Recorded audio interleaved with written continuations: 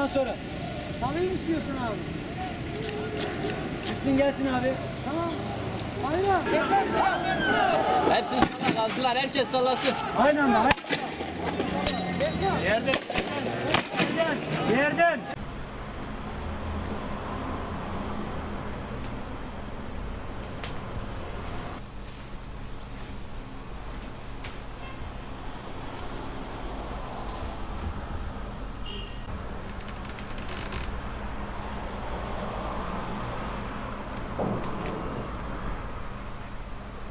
Şimdi 6-8 Ekim olayı tabii ki en çok zarar gören yerlerden birisi de ilçemiz Tarsus'tur.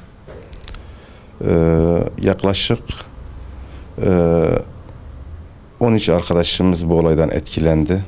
Arkadaşlarımızın aileleri etkilendi. 7 tane iş yeri yakıldı burada. 2 tane araç yakıldı. 7 tane dükkan yakıldı. 2 tane ev yakıldı burada. Bir de Mustazaflar Cemiyeti'ne ait bir dernek binası yakıldı. Şimdi tabii tüm Türkiye'de olduğu gibi özellikle doğuda ve malumunuz olduğu gibi Tarsus'ta olayların ilk başlangıç noktası burasıydı. Şimdi mağdurların çoğu bizim dernek ve parti gönüllerimizdi. Parti gönüllüleri genelde yani bayram hazırlığı olduğu için arkadaşlarımız genelde iş yerlerini doldurmuşlardı. Ticaretle uğraşan arkadaşlarımız, esnaflarımız. Şimdi olayın ilk başlangıcı malumunuz Kurban Bayramı'nın 1. günü. Biz ben kendi şahsım adına evimde kurbanımı kesmeye hazırlanırken dernek yönetimi tarafından bize telefonla Beşir Bey tarafından telefon açılarak dediler ki Tozkuparan mahallesinde, Tozkuparan Zahit mahallesinde dernek tarafından, parti gönüllerimiz tarafından toplanan kurban derileri arkadaşlarımıza saldırı düzenlenmişti. Dedi biz parti olarak ne yapabiliriz? Dedik aracı olmamız lazımdı çünkü mübarek Kurban Bayramı'nın 1. günüdür. Biz gidip hazır arkadaşlarımızı alıp yönetimdeki arkadaşlarımızı çağırıp arabamdan olay yerine müdahil olduk. Gittiğimizde Mustazaflar Cemiyeti'ne ait şahıslar darp edilmiş. 2-3 tanesi yanlış değilsem hastaneye götürülmüştü. Tabii karşı tarafın HDP ve PKK grubunun tahrikleri devam ediyordu. Bu arada karşı grup taşladı, sopaladı ve çok ilginçtir. O anda HDP ilçe başkanı da oraya geldi. Onlar da yönetim olarak geldiler. Hatta görüştük, dedik ya bu şeyi yani kendi grubunuzu sakinleştiriniz. Burayı şey yapmayalım, yani herhangi bir kavga, bir gürültü olmasın. Kendi grubunu elleriyle işaret edip sakinleştirip alttan saldırın manasında işaretler yaptı. Tabii şimdi karşıdaki grup çok kalabalık bir gruptu. Yani 405 kişilik bir gruptu. Ki zaten dernek gönüllülerimiz yani 25-30 kişilik bir gruptu. Bir arkadaş deri toplama şeyindeydi. Başka hiçbir şey yoktu. Taşladılar. Yani benim arabam orada taş yığınları arasında kaldı. Ben de yüzümden yaralandım o anda. Ondan sonra ben yüzümden yaralandıktan sonra kendi imkanlarımla hastaneye gittim. Artık yolda araba kullanamayacak duruma gelince de bir arkadaş beni hastaneye yetiştirdi. Ben yüzümün hala yani o kadar çok büyük kırık olduğunu bilmiyordum. Çünkü hiç aynaya bakmadım. Yüzüm sadece yanıyordu. Aradan Mersin Tarsus Devlet Hastanesi'ne gittik. Doktor dedi plastik cerrah burada yoktur. İlk müdahaleyi yaptıktan sonra dedi seni Mersin'e sevk edeceğiz. Beni ambulansla Mersin'e götürdüler. Mersin'e Tarsus Devlet Hastanesi'ne gittim. Plastik cerrah dedi yapılacak bir şey yoktur. Senin tedavin burada olmuyor. Gözünü kaybetme şansın çok yüksektir. Dedi çünkü kemik kırılmış, sinirlere dokunabilir. Seni İstanbul'a göndermemiz lazım. Ama tabii bayram olduğu için her tarafta kapalıdır. Gidecek bir durumum da yoktu. Bir hastanede lavaboda dedim bir yüzüme bakayım dedim. Yüzüm komple çökmüştü. Orada fark ettim yani yüzümün çok büyük hasar aldığını. O haliyle ben eve geldim yine. Ertesi gün olayların tekrar zuhur etme, aslında olaylar 6-8 Ekim olayların başlangıcı burasıdır. HDP PKK grubu Tarsus'un en işlek yerinde, Yarenlik alanında, çarşı merkezinde bir gösterileri vardı, basın açıklamaları vardı. Basın açıklamalar yaparken tabii dernek gönüllerimiz, parti gönüllerimiz bizi haberdar ettiler. Dedi bunlar yine parti binamıza ve derneklerimize saldıracaklar. Ne yapalım dediler.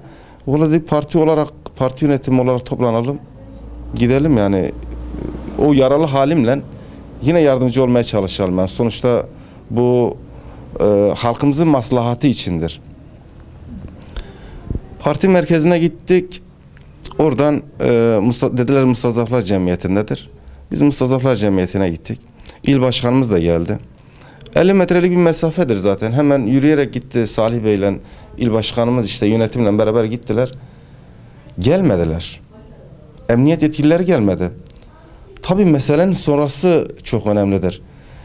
Dönemin emniyet müdürü Yaşar Aksoy, Tarsus İlçe Emniyet Müdürü Yaşar Aksoy, FETÖ terör örgütünden gözaltına alınıyor ve görevden uzaklaştırılıyor. Arkasından Mehmet Tüfek, TEM Şube Müdürü dediğimiz şahıs, FETÖ terör örgütünden görevden uzaklaştırılıyor. Mehmet Tüfek bizzat kendisine ben söyledim. Ya dedim bir ekip gönderin. Yani birkaç tane polis gelse de yeterlidir yani böyle çok ekip göndermenize gerek yok. Birkaç kişi gönderin. Bu sokağı kapatsanız buraya saldırmasınlar. Ya dedi biz kendi güvenliğimizi sağlayamıyoruz. Derken orada yani grup etrafımızı sardı. Dernek binası. Biz de içerideyiz. Yani 25-30 kişilik bir arkadaş parti yönetimi, Mersin İl Yönetimi içerideyiz. Polis olaydan bir saat sonra tabii gelen grup taşlarla geldi. Geldiği için Karaman İl Başkanı da yanımızdaydı. O gözünü kaybetti. O taş saldırısında. Gözünü kaybetti. Yerde yatıyordu.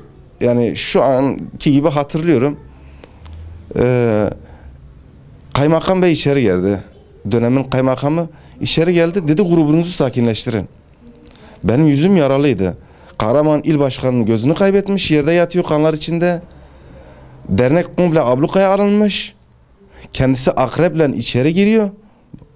Akrep dedikleri polis otosuyla grubu yararak içeri giriyor.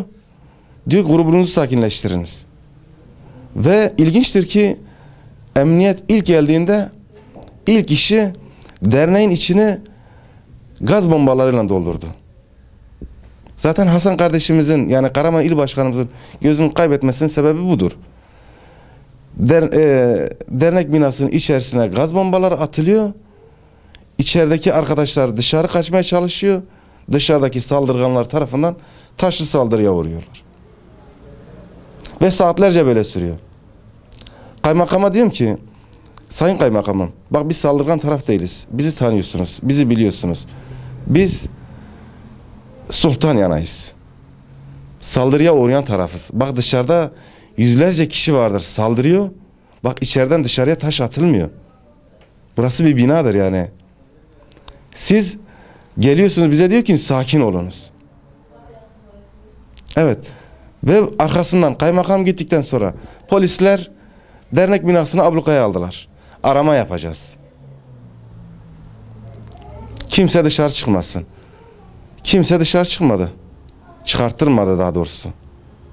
Ve o sırada arkadaşlarımızın iş yerlerine, arabalarına, motorlarına ve evlerine saldırı yapıldı. Tüm dernek gönüllüler hepsi içeride. Ve bu olayda 2 tane araç yakıldı. 7 tane iş yeri yakıldı. ve birçok arkadaşımız evlerine mahsur kaldı, evleri yakıldı.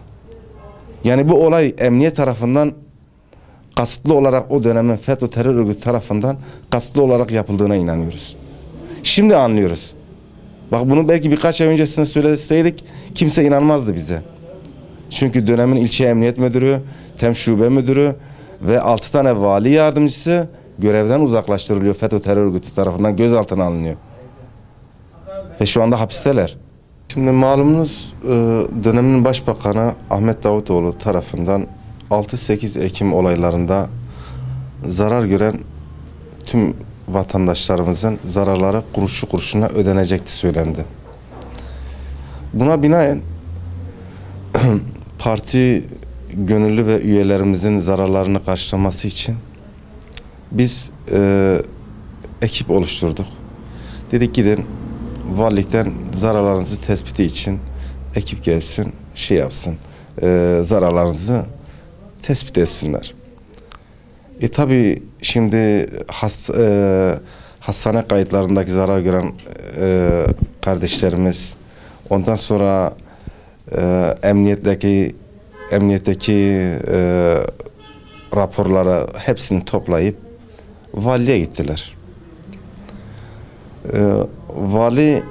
Valilikteki hukuk işlerine bakan, işte hasar tespit komisyonuna bakan ekip gelip yerinde incelemek istediler.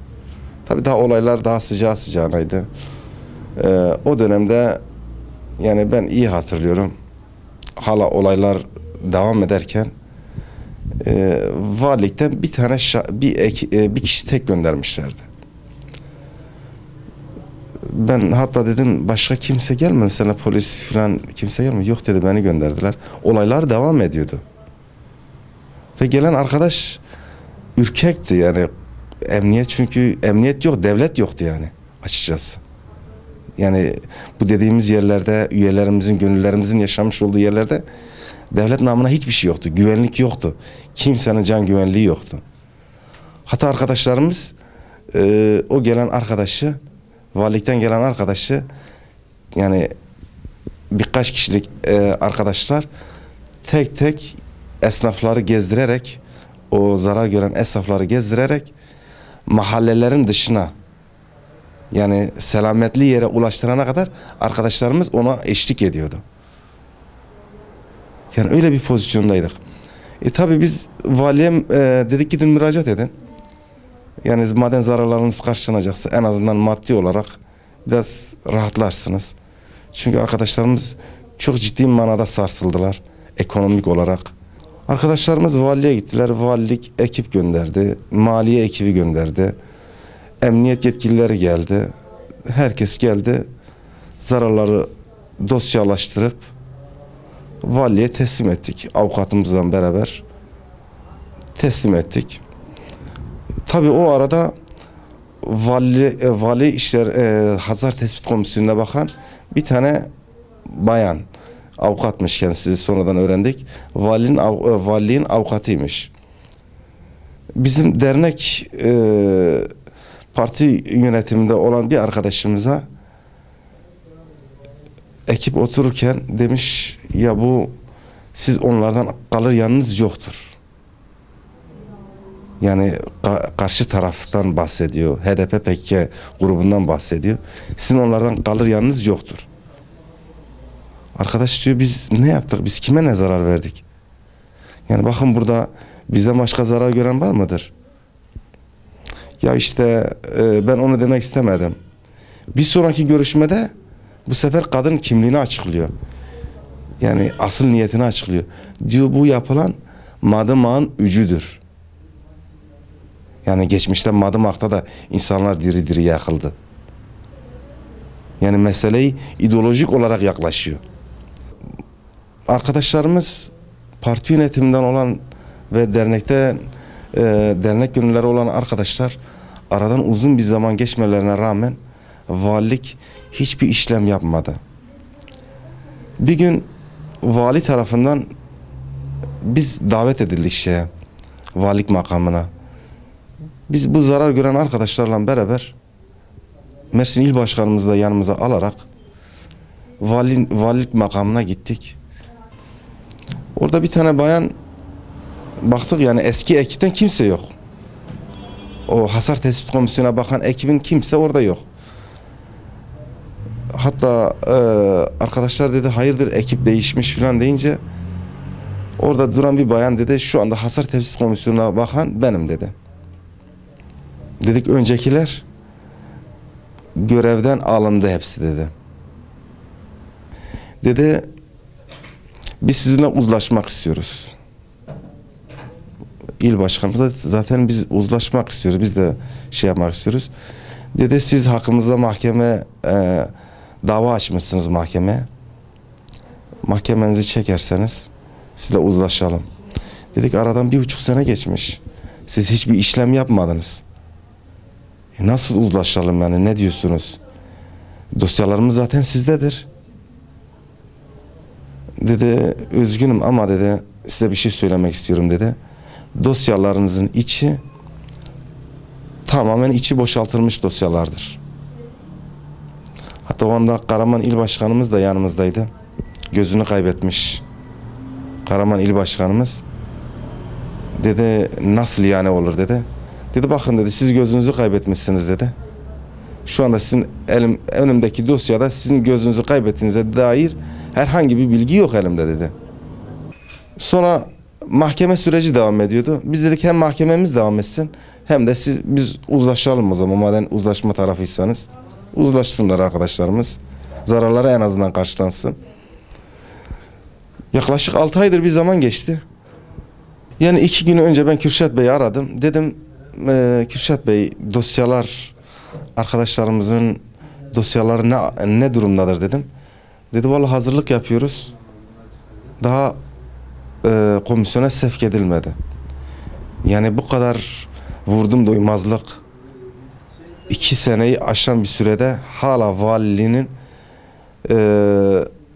bu meseleye bakmaması gerçekten çok hayret verici bir meseledir.